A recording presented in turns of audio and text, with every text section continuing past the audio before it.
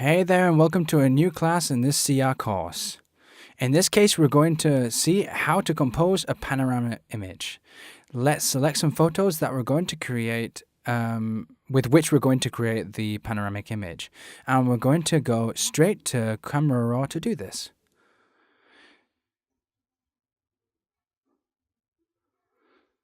Let's open it.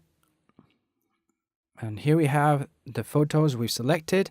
To make a panoramic image, we don't need to even use a tripod.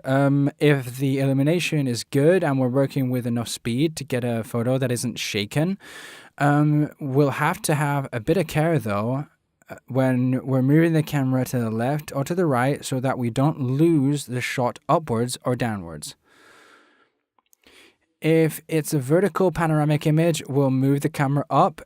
And now we'll see how the program is quite indulgent when correcting small inclination errors that we might have had in one image or another. It would be ideal for both images to have the same shutter speed, the same diaphragm, and the same ISO. So that way we should be using the manual setting of the camera so that we don't change any of the settings of the camera between shots. We did this with all these shots. We're going to select the first four that we're going to use to make the first panoramic. Before we do anything, what we're going to do is select those photos and click up here where it says film strip, and we're going to hit merge to panorama.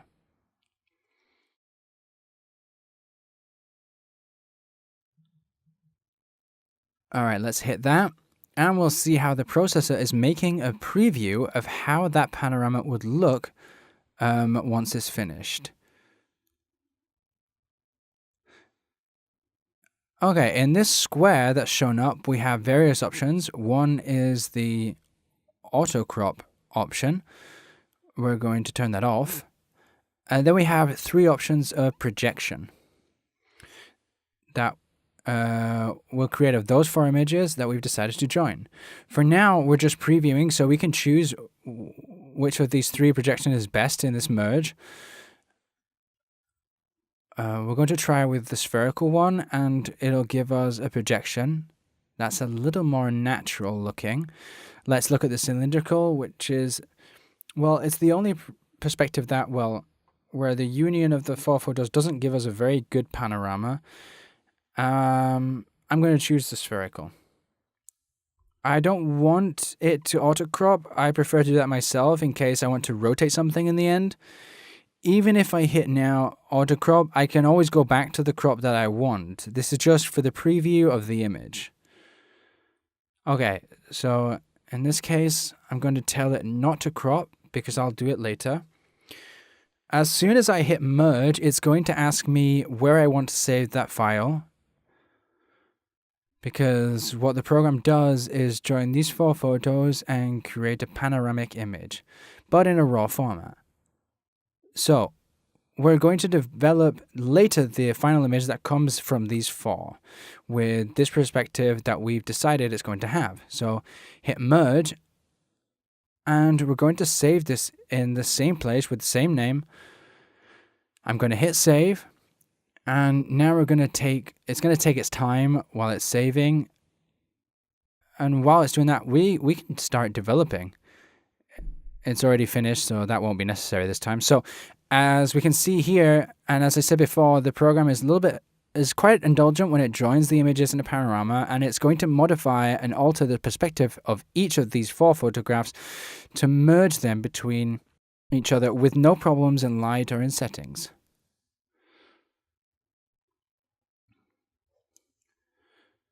So if we crop now in a normal format, because there's no default format that's going to work with this photo, let's try to get the photo in the most space of that square that we can.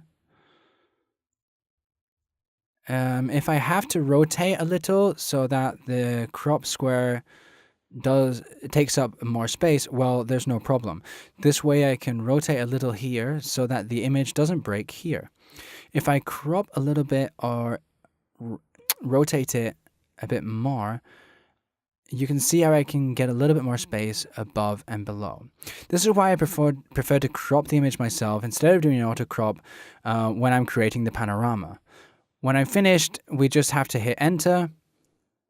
We're going to get this picture that, as we know, is a DNG file. We can see it here. And now we could develop the image. So now we can make some color temperature adjustments, some saturation or intensity, some luminance. We can give the shades a little more strength. Looking at the histogram, a little more strength to the lights. We could give it a small contrast curve. We could go to the HSL panel, and with the targeted adjustment tool, we could get some more saturation in the blues, some less saturation, with less luminance to make them a little more contrasted.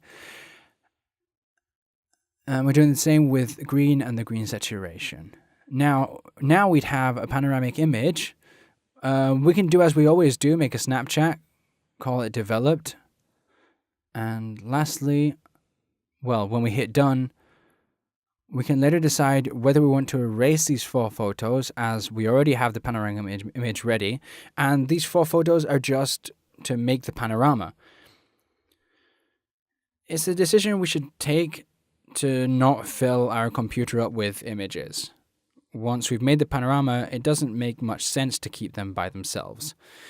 Next, we're going to see the same process, but now with a vertical image. In this case, we've taken a shot in which we couldn't fit the whole tower in. This image of Venice, where we couldn't fit the clock tower in. And we've raised the camera to get a second shot without the bottom part. Okay, so as both photos haven't been developed and they have the same light and the same shutter and the same diaphragm, we're not going to have many problems to merge these. Let's hit here on merge for panorama, and the preview is like this. Well, we can see how the preview settings in the spherical projection doesn't give us a very interesting result. Let's see the cylindrical, and neither. We're going to see that there are some photos that are more difficult than others to merge. Okay, let's check the perspective, which is the one that looks the best. Whilst the panorama we had before worked best with spherical, in this case, the best projection is the perspective. That's why we always have to try all 3. It's not something that takes a long time, and we can see which of these 3 is the best result. Let's hit merge. Save it again in the same place in the origin file where the other 2 images come from, and we'll add in the pano suffix. So that way we can distinguish it from the other ones before, the camera raw 27 pano and the camera raw 27. So we have it located.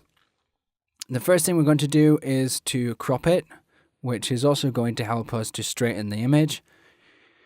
In this case, I want the crop box to be, more or less in the same direction as the tower.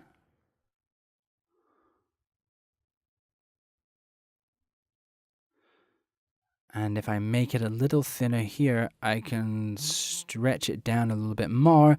This way, when we hit enter, the tower, as it's lined up with this vertical line, it'll end up straight. Let's hit enter, and there we have it.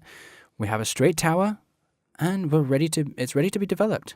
So let's start adjusting the color temperature a little bit better, making it a little bit more balanced. We're going to give the shadows some more light, and we'll add some strength in the blacks. We'll give the colors more clarity and more vibrance. As always, we can go to the curve panel and make a small curve, parametric or point, whichever you choose. We can change some HSL settings. We can give the sky some more saturation with maybe a more magenta tone with less luminance. And now, if we wanted to add in any effects, or we could just go to create our snapshot. That's going to be called developed. Okay, and then we would have our vertical panorama created. Lastly, we're going to see another, more simple one, in which we'd have two photos from some mineral docks in Huelva.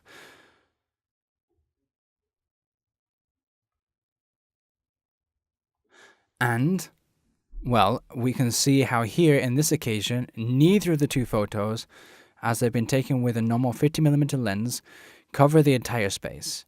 If we decide that we want to see the end of the dock, well, in this part, we would be missing some parts, we'd be missing some information from this zone.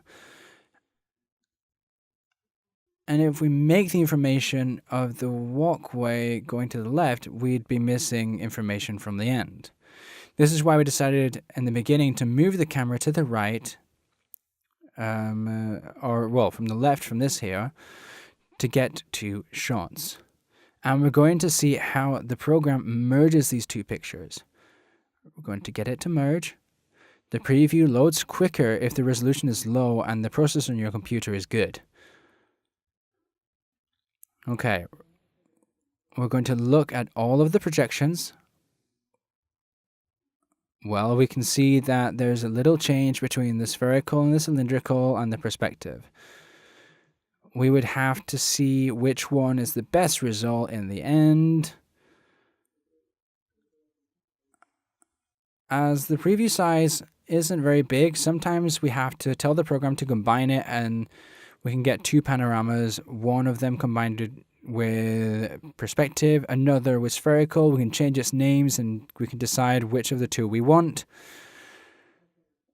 Let's try in this case with the perspective. Let's merge them. We're going to call it Pano P. P for perspective. Perspective. We're going to save and we'll wait for it to finish saving to do the same process again. But in this case, we'll save it with another projection.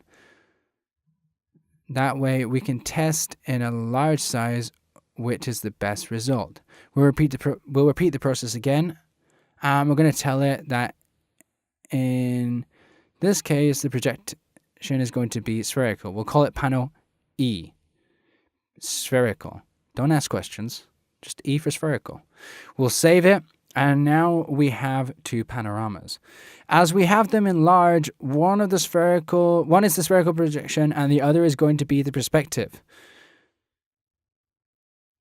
Okay.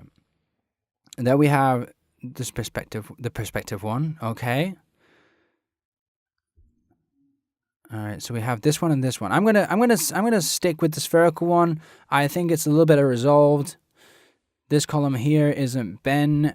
It has a more natural projection for our sight. The only thing I'm going to have to do is crop in more normal mode so that I can have just the part of the photo that I want. So this one. Okay, and then we have the image ready to develop. And we're going to give the shadow some more light, a little more clarity. We're going to take away some luminance. We're going to give it some more vibrance and a warmer white balance. We're going to lower the lights a little. Now we'll use a targeted adjustment with the HSL panel because I want less light in the sky and I want a little more saturation in the sky. Okay. It's like the last hour of the afternoon, so I want it to be a warm tone. Let's increase the clarity. And this would be the development I'm looking for. We're going to make a small contrast curve to increase the result, combining lights and shadows. And we can go to the last panel. And as always, we're going to create the snapshot. And here we can see how we've gone from the default settings and the ones we have now. Very good. Okay, so this is what we can do with the merging of various photos in one panorama, both whether it's horizontal or vertical, and the possibility of gaining different results depending on the projection we get from the different panoramic images.